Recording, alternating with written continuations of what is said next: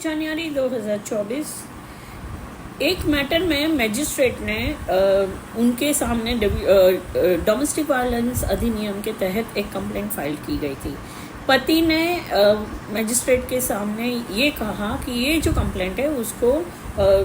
पारिवारिक न्यायालय के तहत पारिवारिक न्यायालय में उसको ट्रांसफ़र किया जाए। उसको हम कहते हैं फैमिली कोर्ट। तो अभी दो इश्यूज आए इस ऑर्डर मैजिस्ट्रेट के सामने, और मैजिस्ट्रेट ने पति की जो एप्लीकेशन थी उस पर परमिशन दी कि ये जो डोमेस्टिक वायलेंस का केस है उसको पारिवारिक न्यायालय में जो केस पेंडिंग है डिवोर्स और दूसरे उसके साथ में टैग किया जाए, मतलब उस साथ में उसका हियरिंग किया जाए। ये ऑर्डर को चैलेंज किया। उसके बाद ये matter I Bombay high court के पास, और जज थे जस्टिस कमल काटा, और उन्होंने ये कहा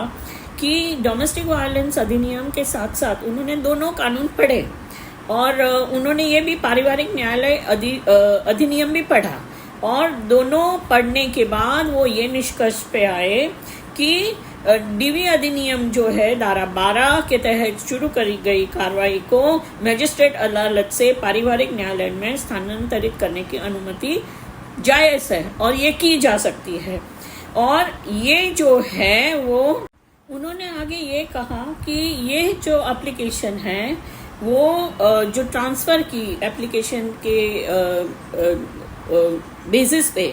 तो वो महिला के वैधानिक अधिकारों को नहीं छीन सकता है। तो कोर्ट ने कहा कि फैमिली कोर्ट एक्ट के हिसाब से फैमिली कोर्ट में अपील का अधिकार जारी रहेगा, और कार्यवाही को बहुता और परस्पर विरोधी निर्णयों से बचने के लिए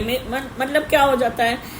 मजिस्ट्रेट कोर्ट एक ऑर्डर पास करती है, फैमिली कोर्ट एक ऑर्डर पास करती है, और फिर ऑर्डर का कॉन्फ्लिक्टिंग ऑर्डर हो जाता है, उसका यूज़ भी है और मिसयूज़ भी है। तो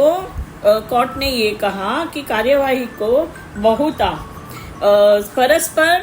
परस्पर विरोधी निर्णयों से बचने के लिए स्थानांतरित की अनुमति जायज़ है। वो कम हो जाता है, जो प्रॉब्लम है उसका सॉल्यूशन जल्दी से निकलेगा, वरना तो आप अपील मजिस्ट्रेट की कोर्ट ने एक ऑर्डर पास किया तो आप अपील करोगे, फिर हाई कोर्ट ने एक ऑर्डर पास किया तो आप अपील करोगे, फिर फैमिली कोर्ट ने एक ऑर्डर किया तो आप अपील करोगे। तो ये सब से बचने के लिए सारी की सारी जो मैटर्स है वो एक ही कोर्ट सुनवाई करे, वो उचित है।